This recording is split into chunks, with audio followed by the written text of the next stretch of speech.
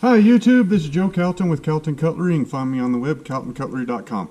Today we're going to take a field trip. I've been raising meat rabbits now for a little bit over a year, maybe a year and a couple of months, something like that. It was kind of an unintentional sort of deal, but I kind of got sucked into it, and honestly I've been really enjoying it. And there's a couple of things that I've got about my setup that are quite a bit different than a lot of the setups that I've been seeing on YouTube.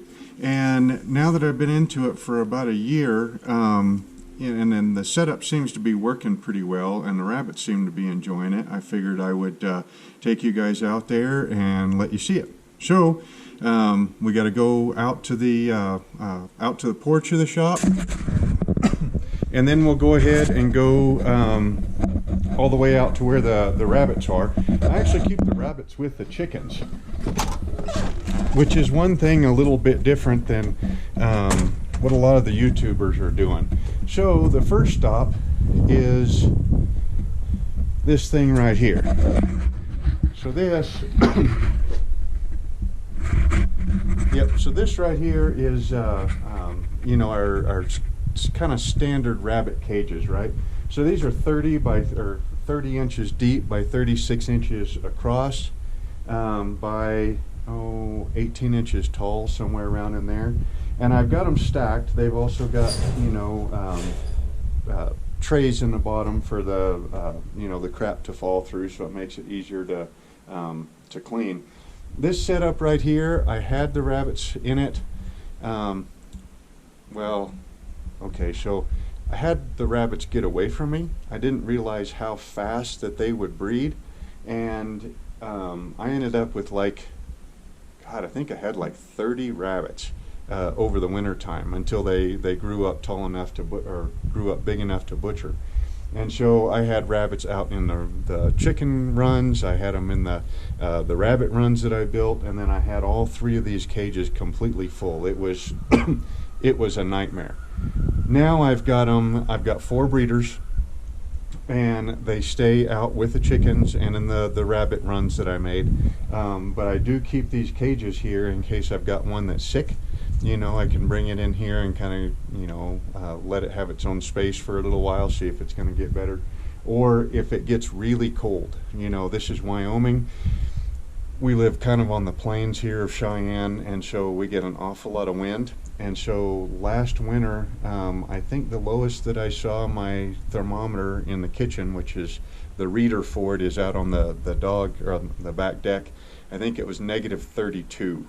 And then typically when we have cold like that, we also have wind. So so it gets pretty dang cold around here. So having these right here that I can go ahead and you know, stick the rabbits in here, and then it's on a platform there with wheels, so I can wheel the whole thing into the shop. And the shop, you know, stays quite a bit warmer. Well, first, it's out of the wind, and then second of all, it's very well insulated, and then I got a wood stove in there, so you know, I can keep them quite a bit warmer in there. I mean, I work out there most every day, so if I can work in it, they can live in it, right? Okay, so this right here is kind of the whole the rabbit coop, chicken coop, everything. So we'll go ahead and go on in here. Now, first off, I haven't cleaned this now in about 2 weeks. I would have cleaned it before I shot the video, but we've got some cold weather coming in towards the end of this coming week, right around Thanksgiving. And so typically this time of year, you know, I'll wait to clean it until the day or two before the cold weather's going to come in, and then that way they've got fresh straw everywhere, you know, fresh I mean, I change their water a couple of times a week, but that way they've got everything fresh to go into the cold snap, because you never know how long the cold snap's going to be. Now, so a little bit of history here. We started off with just that coop right there, and then the original enclosure for the chickens was to about right there. So it was a 6 foot by a 12 foot chicken run with the chicken coop, and the chicken coop is 4 foot by 4 foot by, oh, about 2 foot tall, something like that. And then my wife decided to get more chickens, and so we kind of built this whole thing, which is another chicken coop. So it's about 12 foot wide, and then 6, 12, 18 foot deep, and then of course 6 foot tall.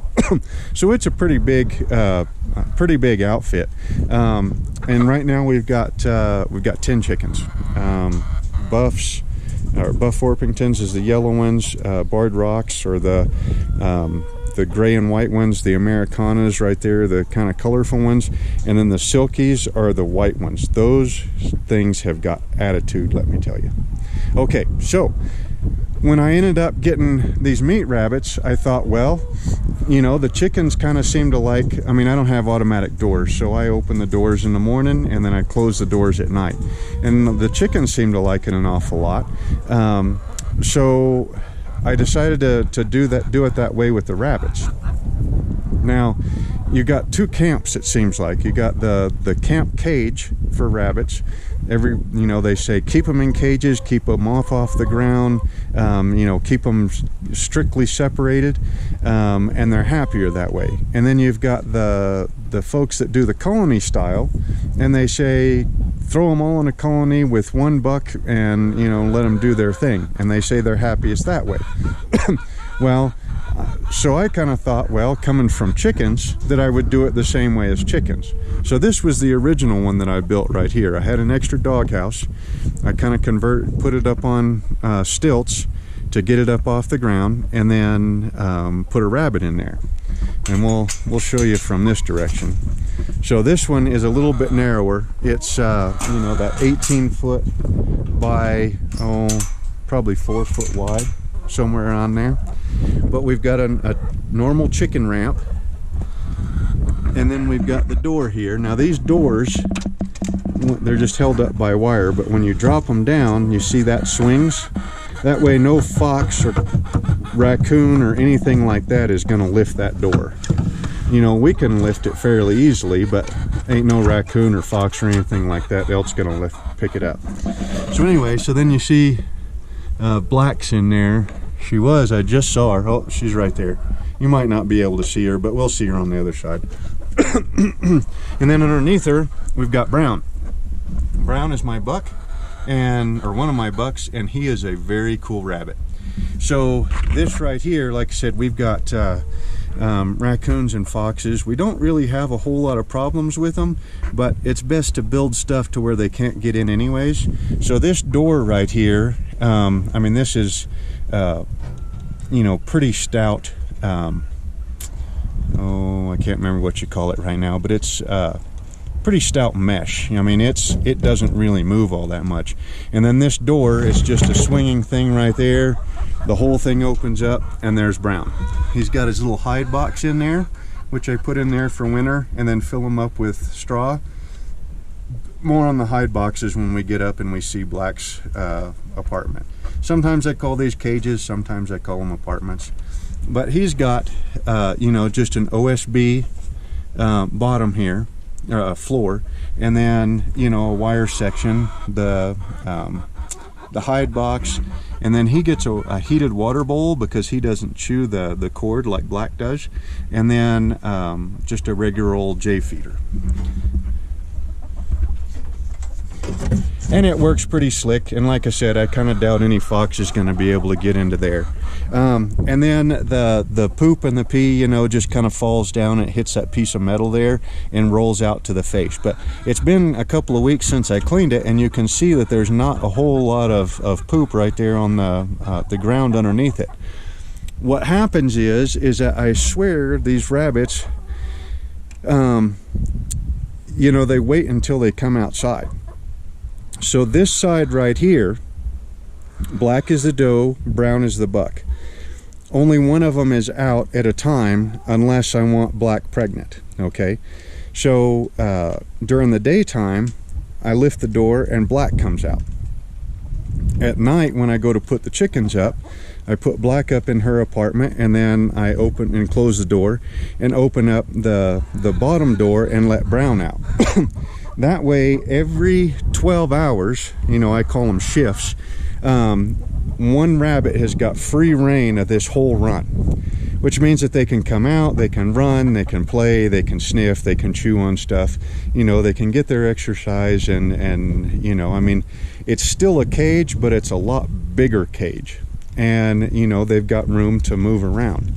I free feed these rabbits.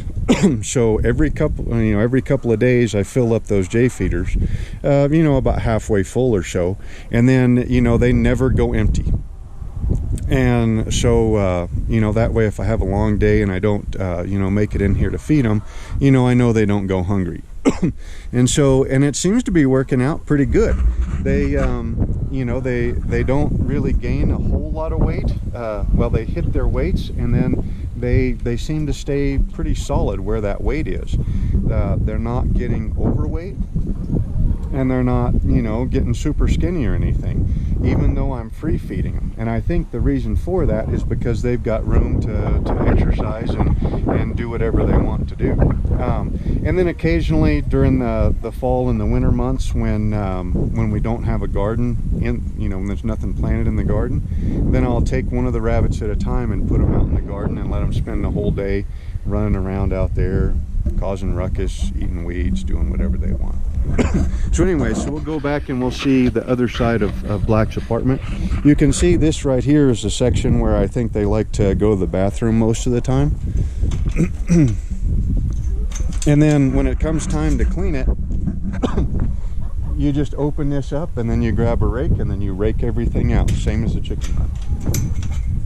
So now there's the garden. So it's a pretty big running area for them.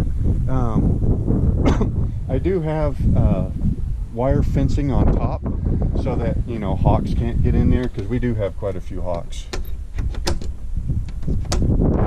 So there's Black. Black, come say hi to YouTube. See, she's a little on the skittish side all the time. But anyway, she doesn't like her water dish for some reason. So during the summer months, I use one of the like the chicken water type deals, but they freeze up during the winter months. So during the winter months, they get just a bowl. Like I said, Brown's is heated because he doesn't chew the wire. Black, she chews the wire, she'll tip it up over, and all this stuff right here is pellet that got dropped down and, into the water mess that she's been leaving there while she gets used to that new bowl. If you look through the cage or the apartment, you don't see a whole lot of poop. In fact, I don't see any, which means she's either pooping inside the hide box or she's waiting and pooping out there, when it's her shift. Now, I'm going to go ahead and set you up here, and we'll take this hide box apart. These hide boxes, I think, are really, really important. These started off being a nesting box, and I kind of wonder if maybe I over-tightened that. Oh, I did. I started these off as being a nest box when Black was, her first litter. Well, then come to find out that that they work really well as kind of an all-around type of box, especially during the winter months.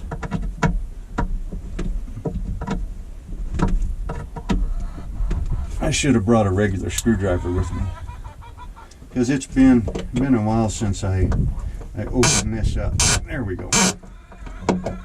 So anyway, these hide boxes here. So these apartments are not heated. I tried to. I put the there's Black. Hey, Black. I put cozy coops in here, like what we have for the chickens, and they seemed to do okay, but they were never like really all that interested in it.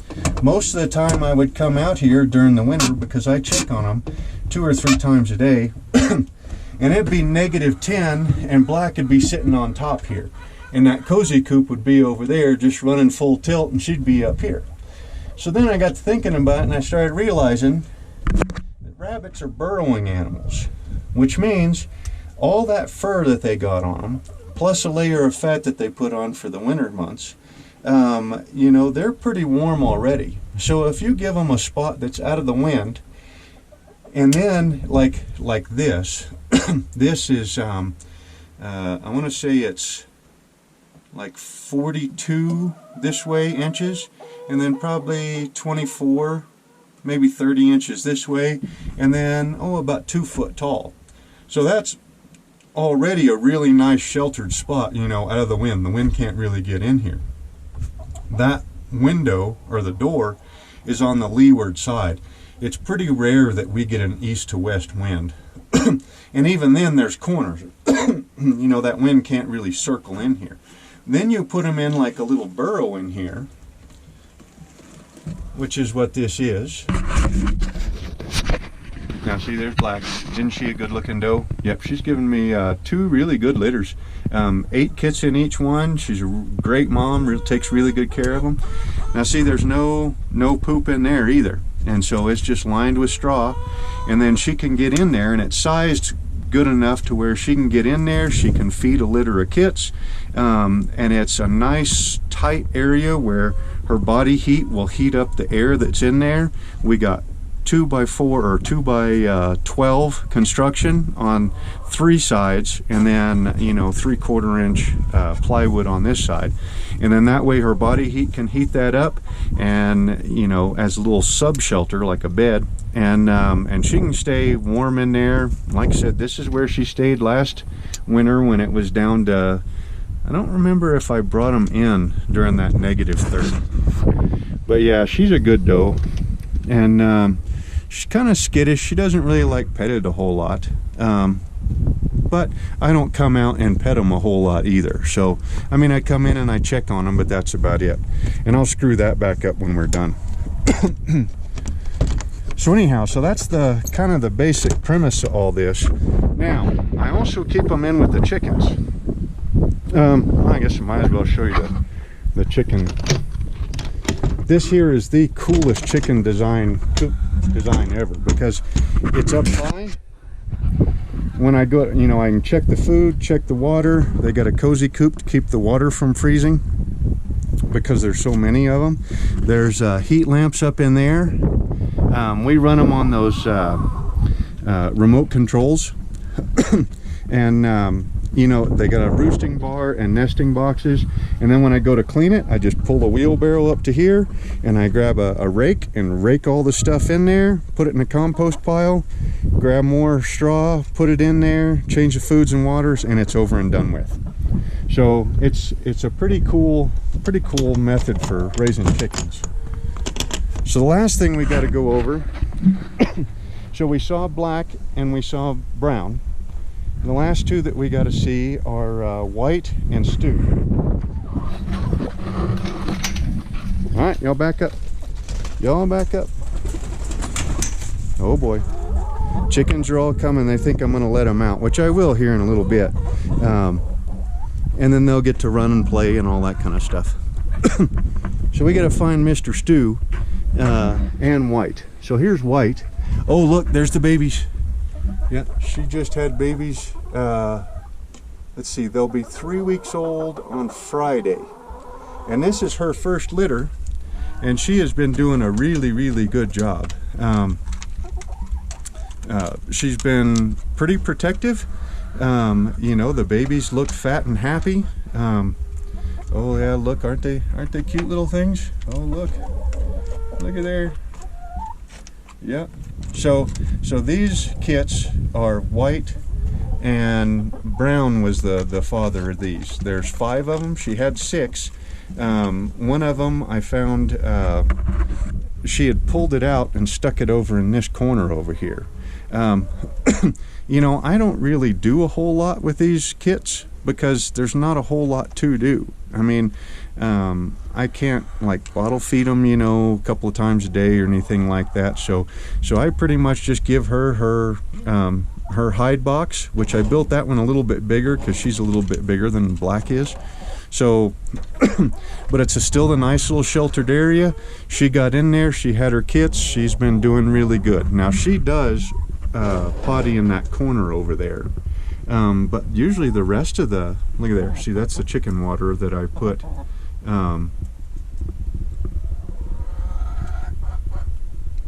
Oh yeah, yeah, it's getting in there and getting a drink.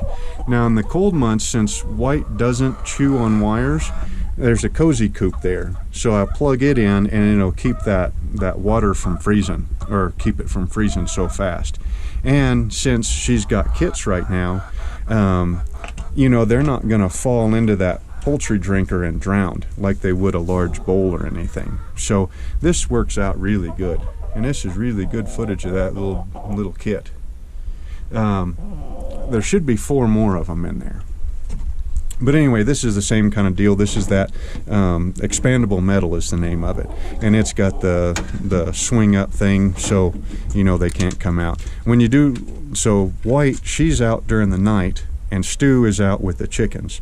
So at night, you got to make sure that you pull this up and then drop that back down, and that way this doesn't get closed, so she can still get back up in there. You know, just in case a fox was to get inside the chicken run area, you know, then she could get back up in there, get into her hide box. The last one is Mr. Stu. Hey, Mr. Stu, you got to come say hi to the folks of YouTube. So Mr. Stu, he hangs out with the chickens. So he goes up with the chickens at night.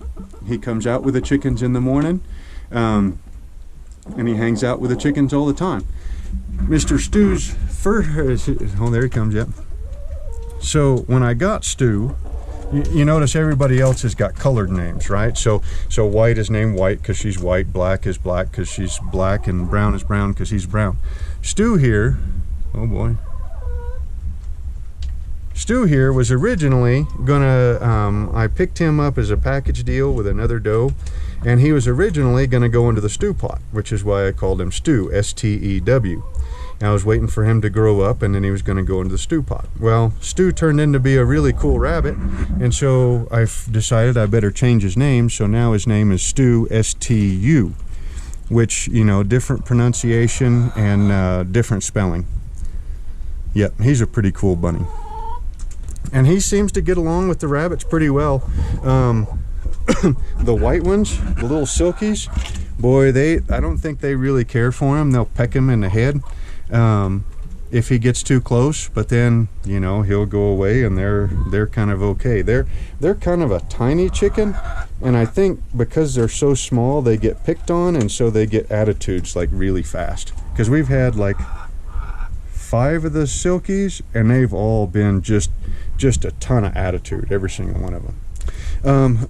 The last thing, I don't know if you'll be able to see Stu's lips, or you might have to go back and see the last little footage, but he's got some awful scars on his lips. So the reason for that is that these rabbits, only in a couple of circumstances can you keep them together, okay? If they're 2 boys, they're going to be fighting. If they're 2 girls, they're going to be fighting. If it's a guy and a girl, they're going to be breeding. It's like that's all they know what to do. So what I was doing was I was letting the ladies out during the day, and then I was letting the boys out during the night. Well, so Brown was in this side, and Stu was in this side, and they were sharing this fence. They would chew each other's lips off. Since they couldn't get completely to each other, they would stick their noses through, and then the other one would bite their lips off. It's awful. That's why this has got, you know, the chain link fence and then a layer of chicken wire on each side. And they will still find holes in there, or find spots where the chicken wire is, and you wouldn't think that they would get much of themselves in through that, but they will. And Stu especially, he would just love to get his face up in there, and then Brown would bite it off. So that's why now Stu comes out with the chickens during the day, and Black is out during the day on that side. So it's a girl and a guy, and they won't chew each other's lips off. And then at night, you got to come in, you got to put Stu up first and let White out, and then White and Black will share a fence. They won't chew each other's lips off, it seems like. But then you come over here, you put Black up for the night, and you let Brown out, and then that way it's Brown and White for the night. Otherwise, they will just chew each other up. Here's Stu. Stu's a cool rabbit. He really is. He's a silver fox. So I did have a litter of silver fox. I had a silver fox doe, and when they're born, they're black, and then they turn about 8 weeks old or so, something like that. Then their fur starts turning to that kind of silvery color. But anyway, so that's kind of my rabbit and chicken setup. You know, I learned most of the stuff about these rabbits from Bobby's, the Rabbitry Center, and Bobby that's on there. He's an awesome guy, just tons and tons of video. He's got a paid course, which I haven't gotten. I might in the future, I don't know, but I've watched almost all of his videos. And he's got kind of a similar setup with the runs on the run, you know, where they can run. Only he uses that for like their nesting boxes. Really interesting setup. Mine's kind of opposite of what his is. But anyway, so he said that when you're raising these meat rabbits, because I mean, make no mistake, these rabbits are meat rabbits. I mean, they're kind of, the breeders are kind of pets, and I haven't started selling them yet, and I don't know if I will. But anyways, they you know, they are bound for the table. But until then, they ought to live like kings, right? And so this is a setup that kind of makes me feel good that, you know, that they're protected. Not only from the elements and predators, but also from each other. And they've got, you know, all the food, all the water they can drink. I also bring them out treats, you know, carrot tops, apples, you know, whatever kitchen scraps we've got. And then, but they've also got room to run, you know, every 12 hours. And that to me is kind of important, you know. I mean, I try to stay active, you know, get my steps in every day, you know. I don't really exercise, but I do work. You know, and for me, that's kind of an important part of life. So these rabbits, they've got their cages in their apartments that they go to during their off shift, and then, you know, during the day they're free to get out, get their steps in, get their exercise, chew on stuff, rub their scent glands on whatever, you know, and they seem to be fairly happy. But then again, right now you can tell it's black shift, and she's where she could be out running. She's up there in the in her apartment. So, but it's, you know, at that point it's their choice. It's available. They can take advantage of it if they want. So again, this is this is my rabbit setup. It's different than the other ones I've seen on YouTube, and I figured I would share. So again, this is Joe Calton with Calton Cutlery. Visit me on the web, caltoncutlery.com. Hope you enjoyed the video, and we will see you next time.